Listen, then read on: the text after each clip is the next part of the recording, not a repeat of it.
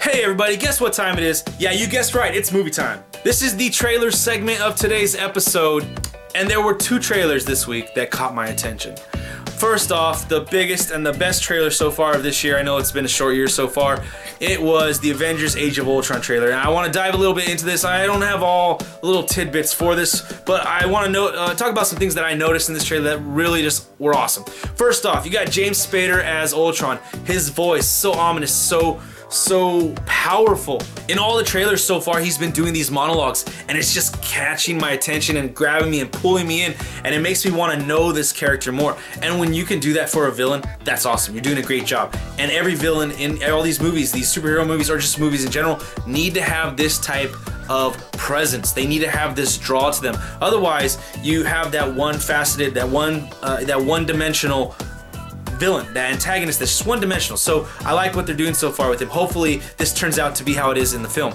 Secondly, they show Quicksilver and Scarlet Witch actually talking to Ultron, being on his side of things, literally on one side of a gap in a building, looking at the three main characters of the Avengers. They're giving us a little bit more of the plot, a little bit more of the story, and how Quicksilver and Scarlet Witch are starting off with Ultron, and we're gonna see some things that come from this that you kind of saw in the previous trailers, like the red eyes, and you kind of, oh, that's why they have red eyes. You see that in this trailer. They give you a little inkling of where it's coming from, and as you can see in the trailer, check the link down below, is Scarlet Witch, which is what I thought. So really cool. They're explaining a little bit more. I like how they're giving us a little bit more plot, a little bit more story, but also in this one they showed a little bit more destruction. And when I say little, I mean big. They showed buildings collapsing. They showed Hulk and the Hulkbuster armor tearing into buildings, and they showed a giant swarm of Ultron bots. One other aspect I liked from the trailer is that they showed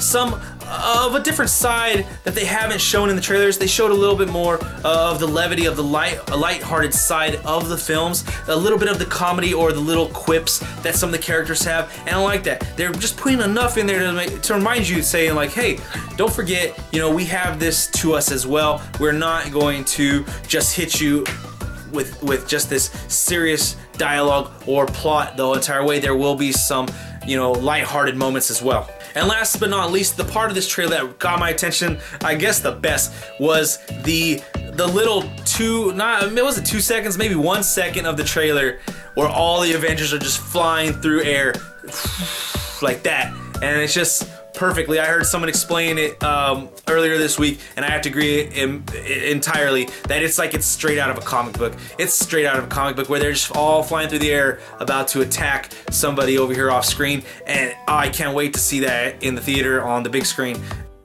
It's gonna blow my mind.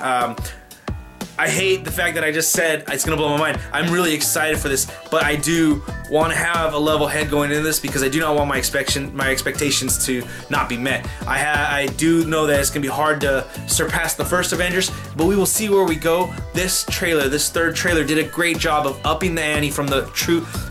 This third trailer did a great job of upping the ante from the previous two trailers. So, like I said, I'm looking forward to this film. I want to keep a level head going into this film, but it's done a great job of getting me psyched for it. And the second trailer that caught my attention this week was the Dragon Ball Z. I don't know how to say it in Japanese, but essentially it's Resurrection of F trailer. It's the third trailer for this movie, but it's my first time actually hearing of this. I'm not as tuned in with the Dragon Ball Z universe as I used to be when I was in high school. I still love the movies though. Last year I saw Battle of Gods in a limited screening in Bakersfield, California, and I really enjoyed it. I'm looking, right after I was done with that, I was like, oh man, I can't wait to see where they're going next from here. And if this is a straight up carryover from there, I'm really excited. They say it takes place after the Battle of Gods, and it's in the few years after that, and it's a resurrection of none other than the Frieza, and I'm looking forward to this one because Frieza has a new form, a new ultimate form. He looks like Oscar from the Academy Awards, like the Oscar. So it's pretty interesting. Also a little purple and gold in there for the Laker fans out there. Regardless of, you know, what I hear from this movie ahead of time, I'm gonna go see this film.